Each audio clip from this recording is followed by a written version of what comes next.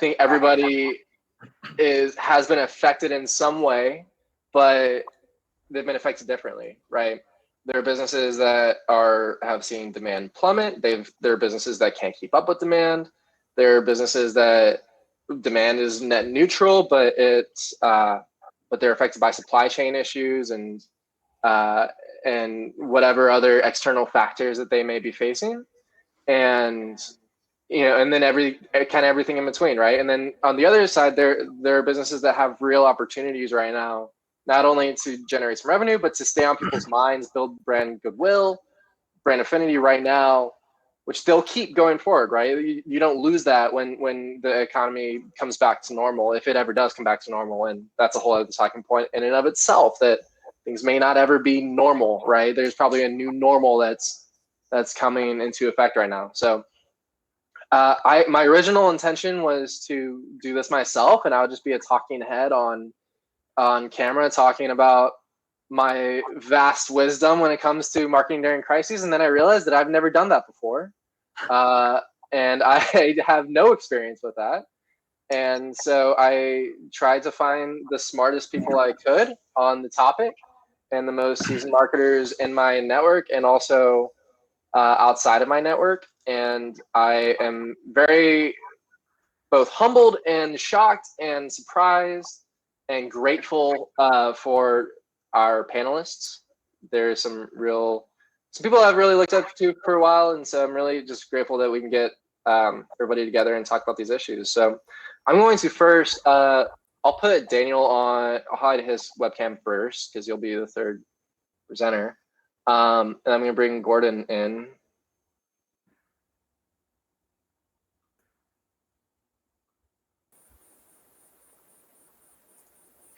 Okay, so Gordon. Hey, Gordon. Hello.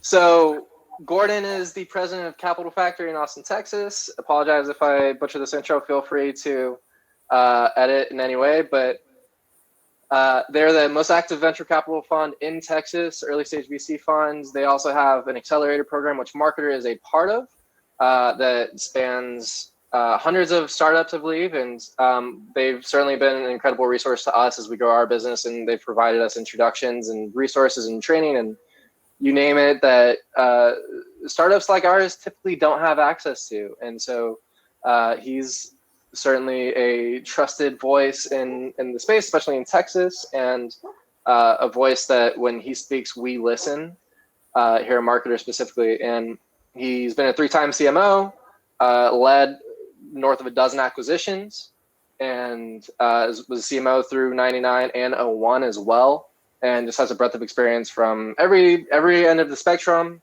every aspect of startup life to big corp to marketing, operations, and technology as a whole. So Gordon, want to start off, and can you give us a little bit of high level on how you should be viewing your funnel, your lead generation, conversion rate optimization efforts during this time?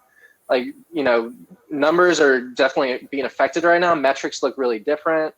There are a lot of different reasons for that, depending on the industry, depending on the business model, sales model, all that nature. Can you kind of talk through how you should be viewing these, how you should be approaching these conversations with your partners, with your team, and how that impacts your decision making? Sure. Well, as the marketing function has gotten more analytical, more metrics driven, it has aspired to achieve levels of predictability. I mean, the marketing automation platforms we have, the metrics we have available, has brought to the marketing function levels of predictability that didn't exist 15 or 20 years ago. The problem now is, of course, the funnel that a company has is no longer exactly valid. We had all kinds of ways of analyzing funnel and predicting what's going to happen tomorrow and next week and next month and 6 months from now.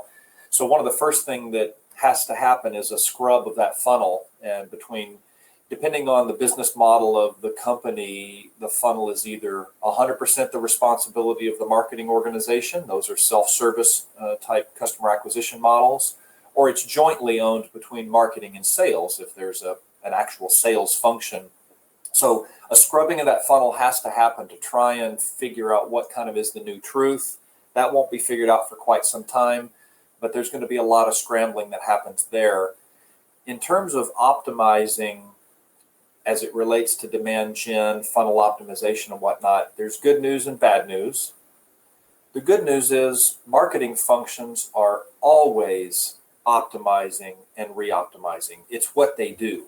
So nothing ever stays stagnant in marketing. So there's this DNA or culture of marketing functions that's all around optimizing spend. How do I best use the money that I have? And let's just set people aside, but on program spend. So that's the good news. The bad news is certainly for 96% of companies, that spend is no longer the same. So those of us that have been in marketing, that's the first thing that gets whacked. It gets whacked possibly even before travel gets whacked, but at least it's right in there. Travel and marketing spend, they take the first whack while the layoffs are getting figured out. And then as the layoffs do get figured out and get put into action, there's usually another whack of marketing. So there's whack one and then whack two. So this is what's happening. So the amounts are a lot less that we have to work with, but the fundamental methodology for optimization is basically the same. Who are we targeting with our spend? What are we trying to accomplish? And what tools, programs, and campaigns do we have at our disposal when we have that target and that thing we're trying to accomplish? So I think what's different now, though, is what we're trying to accomplish and who we're targeting is different. Depending on business model, it'll vary, but we're first trying to preserve revenue, minimize churn. Now, usually marketing doesn't have a big role in minimizing churn. Marketing's usually, add more in. But there are potentially some ways, and I think the marketing function is going to have to get creative on ways that it can deploy its tools for minimizing churn. In enterprise and B2B type organizations, that'll be deployed as kind of some flavor of account-based marketing, not really for upsell and cross-sell. That's usually why we do account-based marketing, is for upsell and cross-sell. But is there messaging, is there content, are there quick programs that marketing could deploy that will help with preservation? A dollar saved is a dollar earned. A dollar that does not get churned is a dollar that I don't have to go generate in new revenue. And it is the most valuable revenue of all right now is existing revenue. And then, of course, new revenue, there's going to be a dramatic difference between upselling and cross-selling existing happy customers versus going and finding a brand new customer. So yeah, the types of programs we run is going to be very different, but the methodology for optimizing is the same. Who are we targeting? What are we trying to accomplish? And what types of programs and campaigns do we have?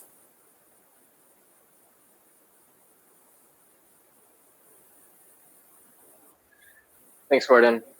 So Rand is going to be tackling our next question. Rand Fishkin is the founder of SparkToro. We are a proud early access user.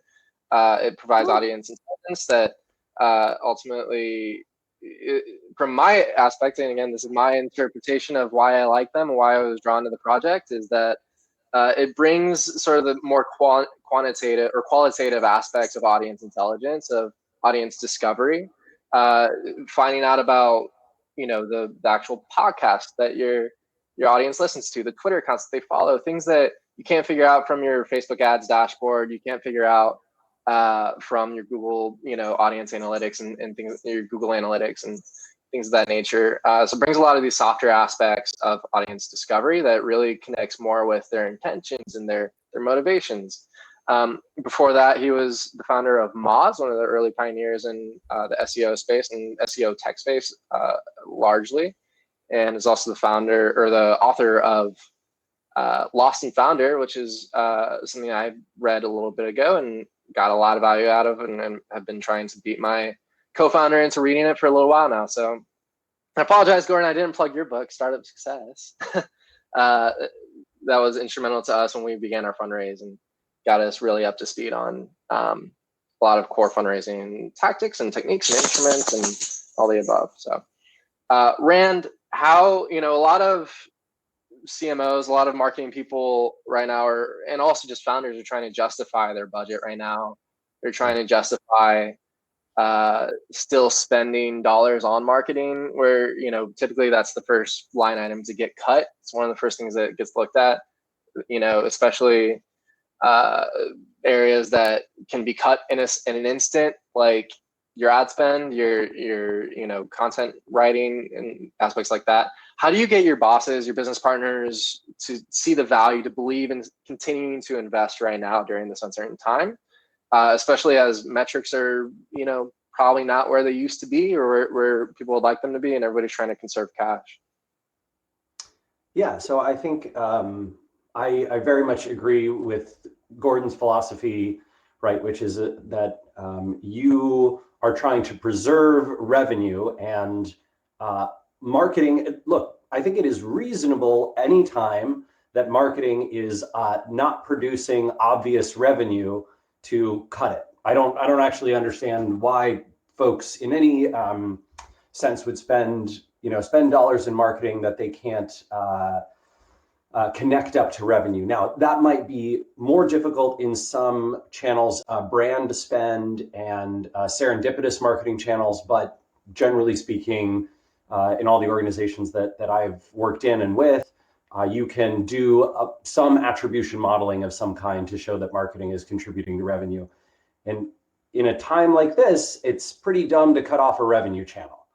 It's especially dumb because a lot of your competitors are cutting it off, which may not make awesome sense, but because they are, those channels are becoming less competitive, and therefore the few people who do invest are going to get even more return.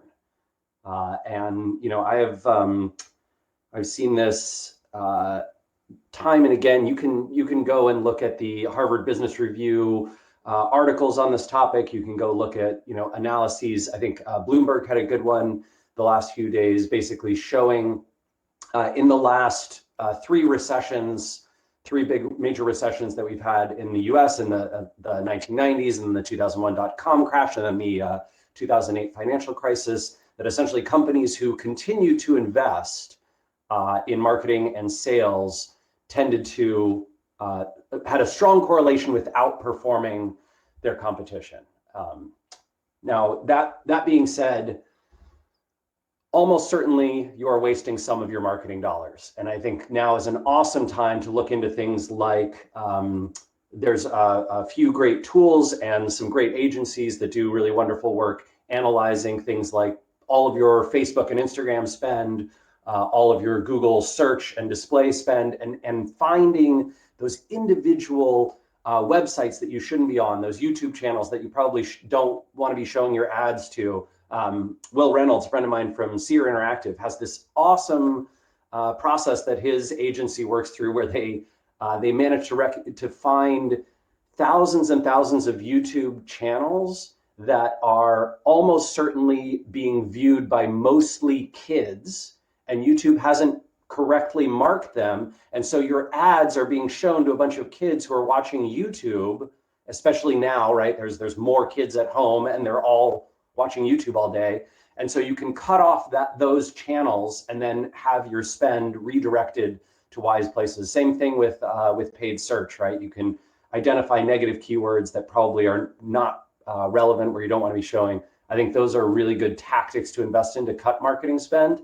But cutting it overall, ooh, that does feel to me like cutting off your nose to spite your face.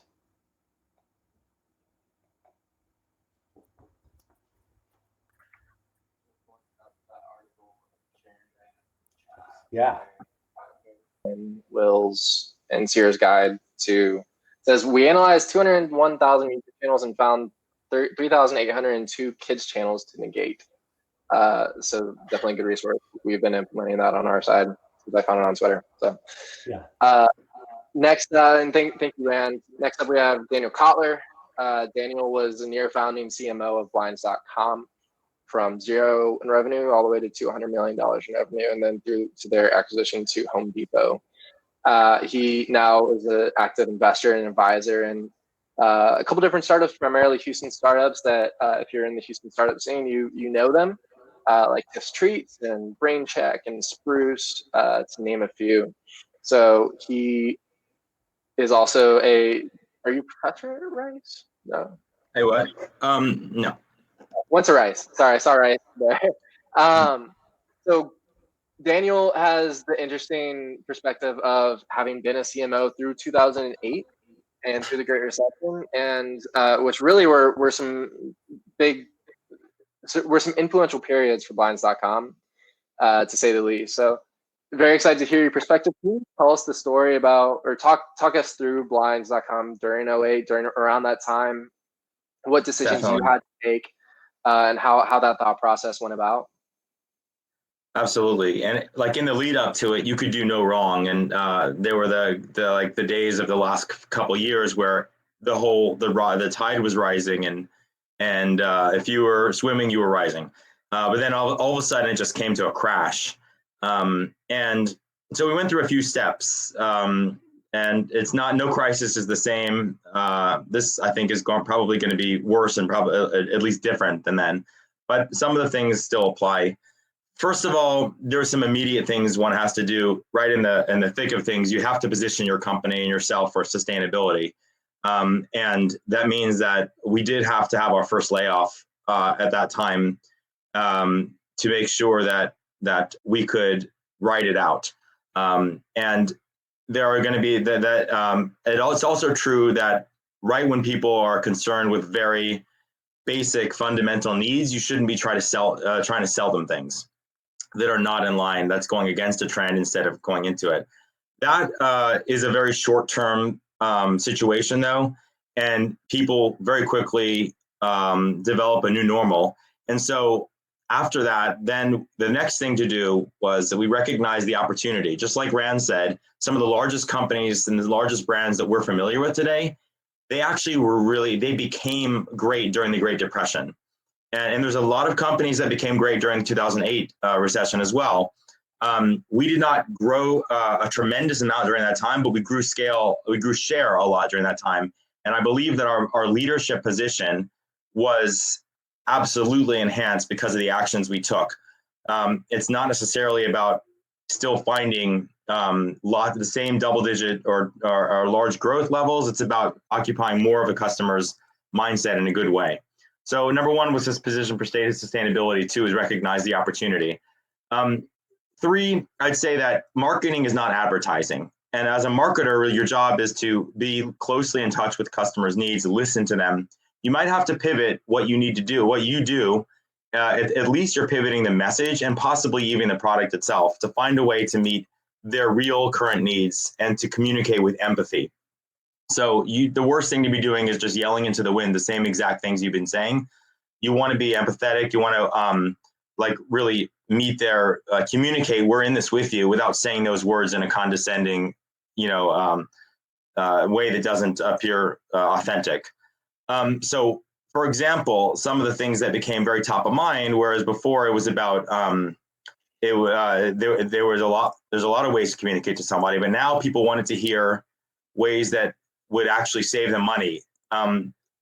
Some companies that did very well during this time, you think of like Simply Safe, a company that took a lot of what used to be a very expensive project of getting security for your home and made it do it yourself. And so you could sell this, and all of a sudden, instead of costing you thousands of dollars a year, it was $100, and it just, all right, I'm willing to do some activity on my own to.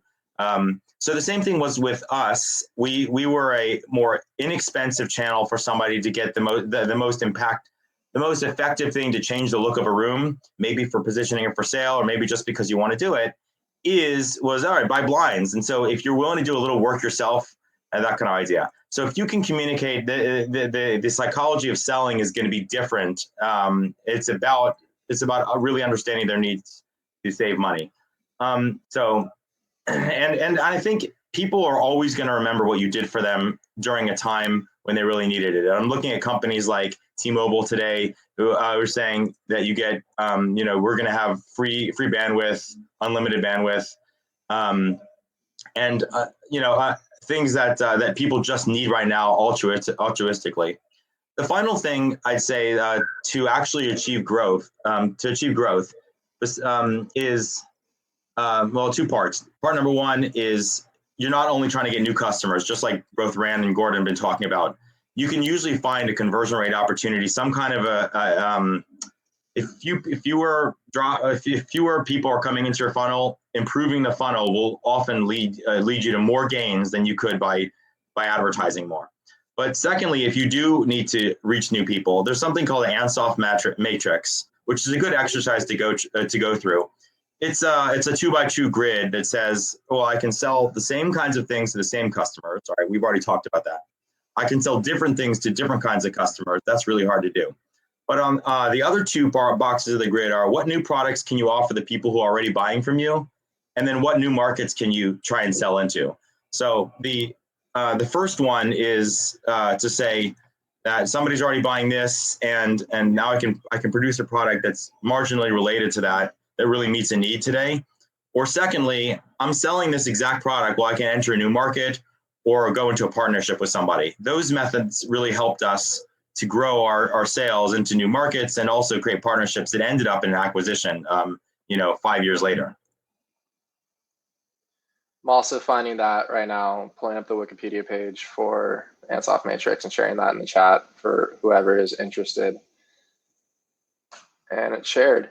All right, so we're going to open up to Q&A for a little bit and then get back to another round of questions at the end if we have time. So if anybody has questions, go ahead and drop them in the chat, or you can actually share your screen or video if you'd like. Give it 2 seconds.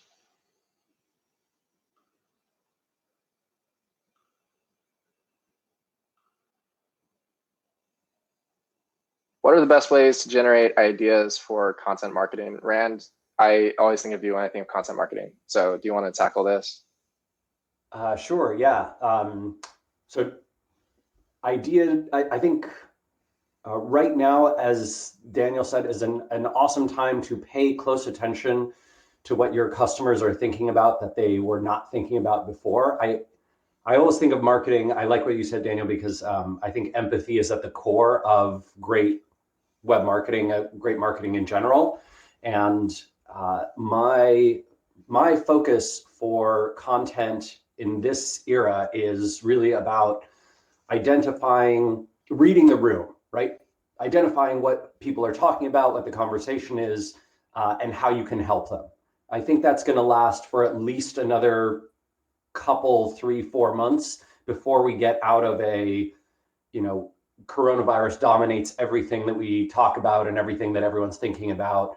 And so I would not make an attempt to launch something that is completely disconnected from that conversation, right? I think that, if T-Mobile is going to launch an unlimited bandwidth plan, it's not, hey, T-Mobile has unlimited bandwidth. It's, hey, right now is tough for a lot of people.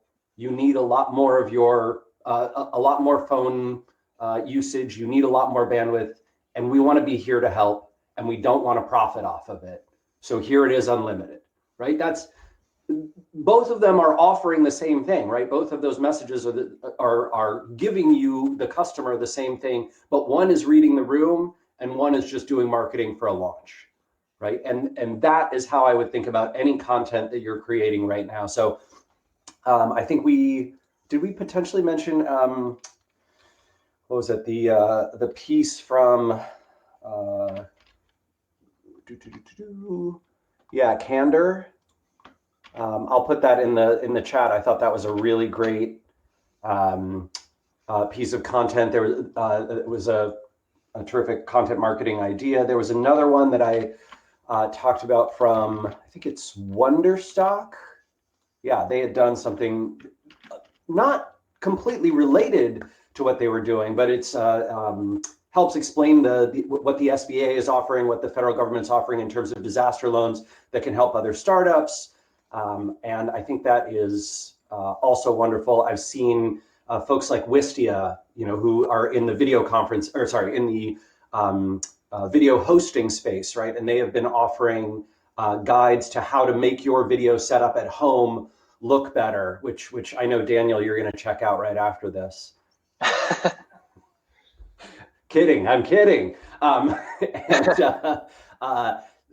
You know, I think that paying attention to first order effects, so things like, oh, coronavirus means we're all at home. Being at home means we need video. Being on video means we need better cameras and lighting and all those kinds of things. Oh, being at home means more kids are watching YouTube. We need to help advertisers and marketers get their ads off of kids' YouTube channels, right? So you're basically finding these order of effects that are changing, and then you're targeting your messaging to things people are paying attention to. I think that's a really important one. Someone asked, YJ asked, you know, about this. What's the big mistake that you can make? I think the big mistake is reading the room and being exploitative rather than helping, right? So, and there is, it's not that fine a line, right? I think when you are obviously helping, you are doing it in such a way that is empathetic and thoughtful, and that is there is a huge, obvious, measurable distance. If you need help sort of checking that, I would just run it by a few people in your organization and then a few of your customers, right? Ask them like, hey, we're going to launch this. Does that strike you as thoughtful and helpful, or does that strike you as exploitative? You get good feedback. And I'll find a couple more examples and I'll put them in the chat for folks. If you, Rand, also, if you have on hand the article from Bloomberg talking about investing during a recession, could you pull that up if it's really accessible? Cool. So the next one, cool, I saw the thumbs up. So we're gonna work sort of in reverse on these questions. Gordon, you are certainly the one that I see with the most chops on enterprise sales.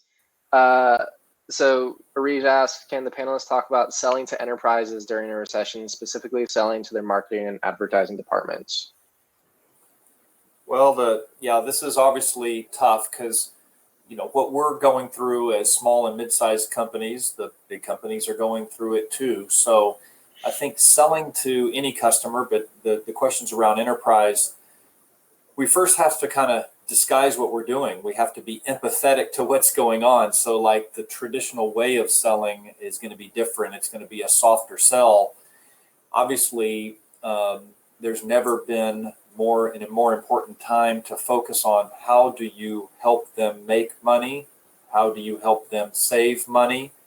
And usually with enterprise sales, it's okay if the ROI is 9 months or 15 months. If it's a nice, big, rich ROI from a year from now or whatever, you know, some CFO can put that into a model and still make a purchase decision.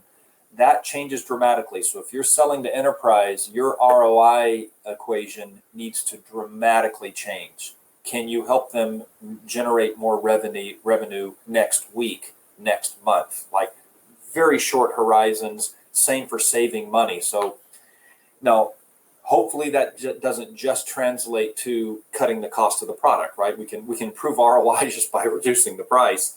Perhaps there's some other trick you have up your sleeve. Perhaps there was some new feature or capability that you were working on that does have a dramatic impact to ROI that possibly moves way up the priority list for your roadmap.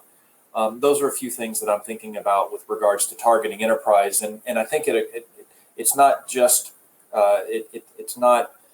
it's any function within the enterprise. So you're selling into marketing, you're going to have a even greater challenge than if you're selling into, I don't know, the sales organization or some other function. But those are a few of my thoughts. Awesome. And then last question for Daniel. How will we know when the new normal has been established so that we can resume our regular marketing activities? I'd like the next question, please. No.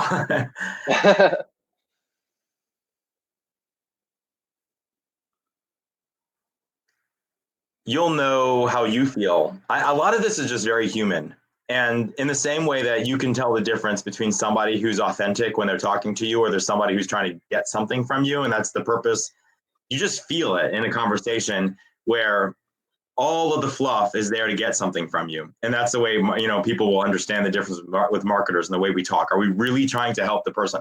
Similarly, knowing the difference between when this is the new normal is reached. I think if we are trying to conduct our lives normally, and if you feel it all around you, it's time, and there's going to be this shift from what Rand called the first order of things, which is like the very immediate problem solving, to trying to figure out how to sell what you already do into the new normal. This is not something that takes years. I think it's going to be when the pace of change is different. You're talking more about weeks. And I don't think I can necessarily give you an answer. I'll say one other thing though, that is to add on to what Gordon was talking about enterprise sales, and this is true across the board, is it's a good idea for marketers to be thinking about lowering the bar for what an interaction is with us. And whereas, and it was, in the case of blinds.com, it's like we used to go straight for the sale. Well, maybe there's a free sample you can give somebody, or maybe there's a very small product. In the case of enterprise, there's a very entry level thing that just gives somebody for a super low, either or free, the way to interact with your company and get a good experience from it. So reaching out and creating new opportunity to lower the bar for interaction, to make a micro conversion, it gives you something to do during this time that allows you to then build this community of customers that you can then build on when times are better. Bringing my camera back on. I don't think there's ever been a more important time for the concept of value-based pricing. Oftentimes we charge $199 per month per user. Okay, that's not value-based price. And so you're now being evaluated for a new sale or for potential churn based on, how do I know if I'm getting $199 per user of value out of this? And so I'll post a link to an article I wrote. There's an exercise I do that I call extreme value-based pricing. You don't make a penny unless your customer receives value. And if they do, you get to extract a portion of that value. Sometimes we can't actually price that way, but going through the mental exercise often grounds me in something that is a hell of a lot closer to a value-based price. I'll post the link here in just a second. At a time like this, that might be really important. Yeah, and to piggyback off of what Daniel was saying a second ago, I think that the new normal is going to continue to be a floating point. It's going to continue to be an evolving concept, and it's really more of a journey rather than a destination, right? The new normal is happening today, right? There's a new normal for the next couple of weeks, and then after the next couple of weeks, there will be a new normal going forward after that. And so the normal, quote unquote, is going to be something that's constantly changing and evolving. And I think that as marketers, our job is to figure out not how it fits us and our model, but how we can adapt to changes, right? It's very Darwinian sort of philosophy that those who survive are those who adapt. So I'm going to give one last call for questions right now, and then we're kind of running up on time. Give 30 seconds. In the meantime, hey Tristan. Yeah, go for it. It occurs to me that there was an evolution as we moved into this mode. In other words, we didn't shut off all of society immediately. Big events like South by Southwest got shut down. Then there was other things of public gatherings, and then certain restaurants, and now it's more full lockdown. So I think, to the question on the new normal, on the back end of this, it won't be a light switch. It won't just flip on. Certain things will loosen up, and then other things will loosen up. Now, the evolution into this was pretty rapid. The evolution out of this will be much more gradual. So those that are selling into healthcare, those that are selling into certain types of retail, those that are selling into education, they'll experience a different timing of their new normal. So that's what they should, be looking out for. Yeah, and to piggyback one more time, the as things open up, as aspects open up, other aspects will continue to restrict, right? So there's always going to be an ebb and flow. So right now there's a lot of attention on YouTube. There's a lot of attention on articles. People are reading articles more than they have in a long time. I just saw a study on that just long form articles are much more engaging than they were 6 months ago. As people get busy again, as people, people might be just as busy, but they're at home being busy instead of, running around the city. As people are back to running around the city, that's when podcast consumption is down right now. Podcast consumption will go back up then. And so, again, it's always going to be a floating point. So we have another question from Ari. I don't know who to direct this to. Probably Gordon, but anybody feel free to contribute. We are helping startups save money with R&D tax credits, a dollar for dollar reduction in payroll tax liabilities. We are value-based in that they only get paid when they deliver the money. But have you seen a model of when you delay payment work well, since companies have almost no money right now to pay when we deliver?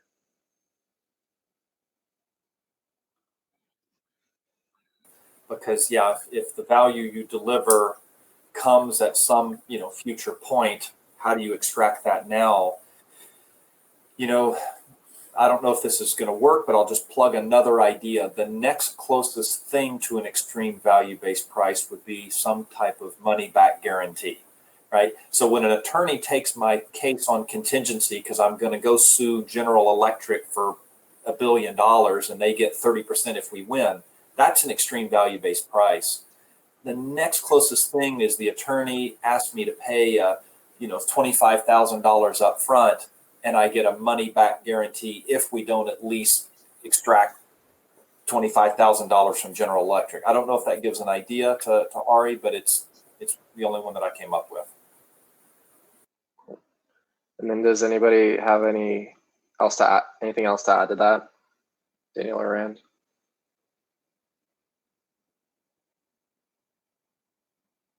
If not, we can just go into kind of closing thoughts. And okay, so let me go ahead and bring Rand back on the screen.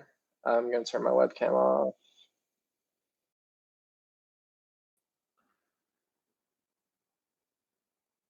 Okay, so I want to give everybody sort of a chance to just give any closing thoughts, anything that has come up as the others have been talking, and feel free to talk about what your respective businesses are doing for companies at this time as well.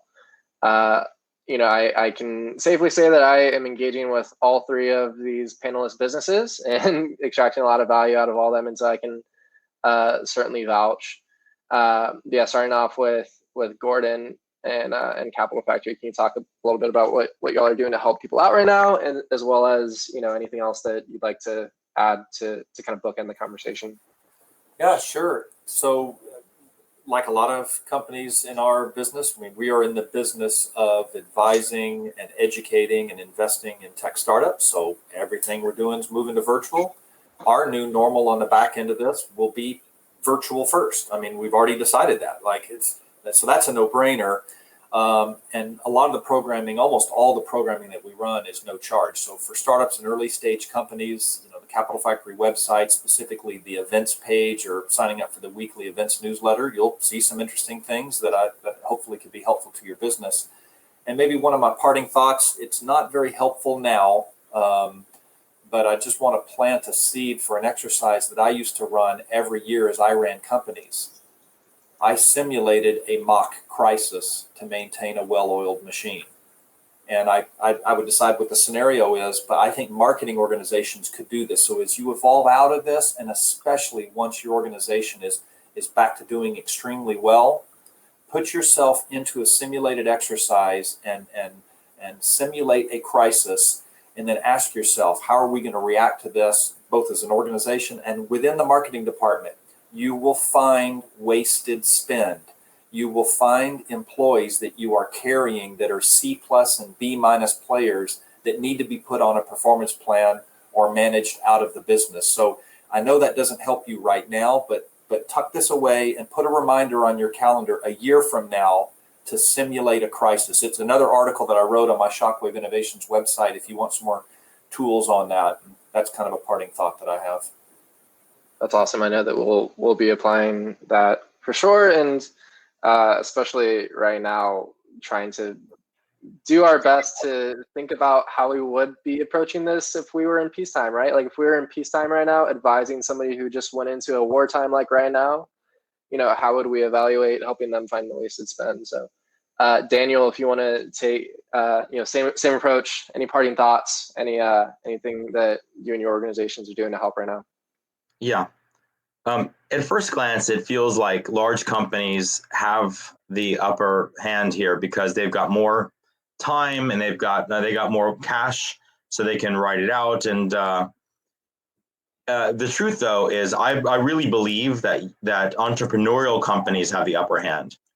It's very hard to pivot and change and respond to market needs as fast when you have 100,000 people who've been trained for a specific thing. But most of us listening to the call right now, or on the call, are entrepreneurs, and the very nature of that is to be able to pivot and respond to a need. And so there are opportunities even today that are just one click away, one vector of change away from what we're already doing, that we can respond to a specific need with a product we have. And I think that what's going to make the difference between the companies that do well and those who really struggle to get out of this are how quickly we respond and change. We're willing to completely change what we do. That's number one. And to not battle this trend, but to ride this difficult wave. And finally, if we are people who have interactions with let's say employees or partners, you definitely need to be authentic. You definitely need to be human. But also, it doesn't hurt to have some optimism and to think about and to just exude a sense of we can do this. We're going to get through it, because that definitely trickles all the way through people you're working with, and it can make the difference between somebody coming in with the right attitude to be able to make it work or not. So be able to pivot quickly and optimism. That's awesome. And then Rand, if you want to take us home. Yeah, the way that I think about this, I had published a blog post last week with a bunch of thoughts on this, but I'm very pessimistic about the next 6 months. I think a lot of the early speculation about how bad the coming recession might be, and speculation about how long social distancing measures might last. I think that a lot of those were overly optimistic, unfortunately, and we are going to be in for a longer stretch than we think we are. We are going to be in for a worse recession than we think we are. I think now the St. Louis Fed has come out with numbers that I think are more in line with what we're going to see around unemployment and those kinds of things. That being said, I am very optimistic about the long term, and I'm someone who, Daniel, I historically have done a bad job of being optimistic in a leadership position and reflecting that down. I think because I have a lot of pessimism and fear and anxiety and those kinds of things, which are very human, and that can help create relationships. But I agree with you, in a leadership role, it can also create a lot of uncertainty and fear, and that has a trickle-down effect that is negative.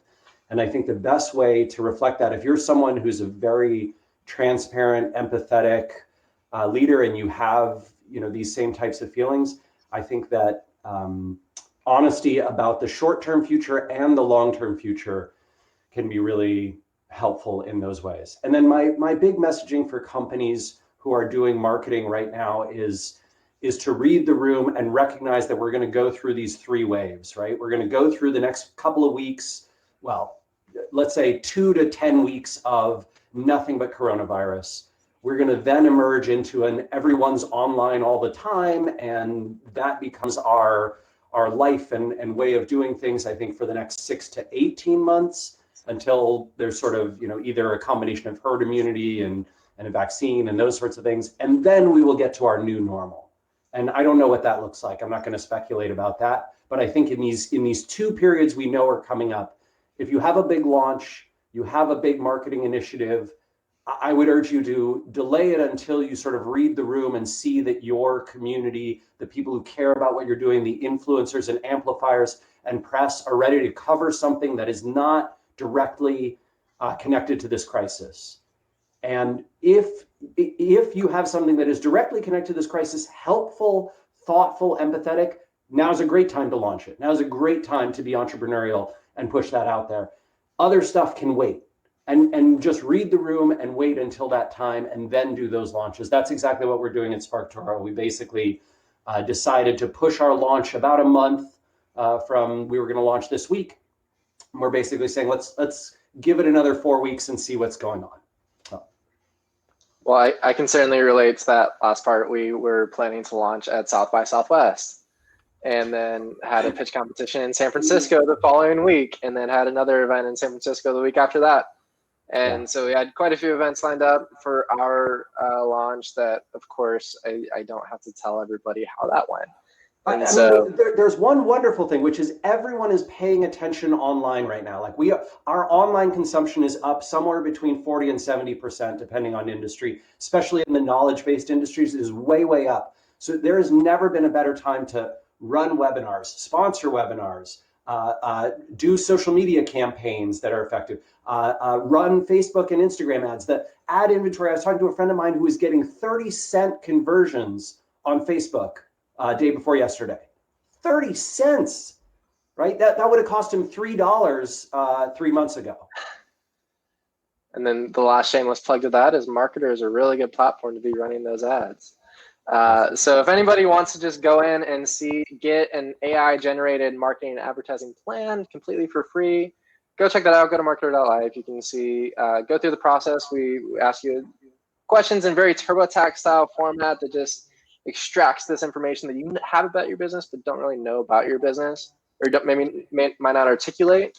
Marry that with some quantitative data and some good big data, and then give you actionable plans that you can implement in one click. So I have never believed more in the problem that we're solving for the market. And although our launch plans were unfortunately pushed back, I still feel like we're uniquely suited to be helping people out during this time. So thank you so much to all the panelists. Again, I have looked up to the three of you from afar for a little while now. And so it's really an honor to have the three of you on here. And so I'm seeing really good responses also in the chat, people thanking you all.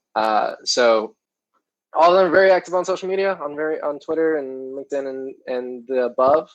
Again, I can't thank you enough, and this whole thing is recorded, and we will be sending out the recording to everybody. And I'm seeing everybody commenting now with their things.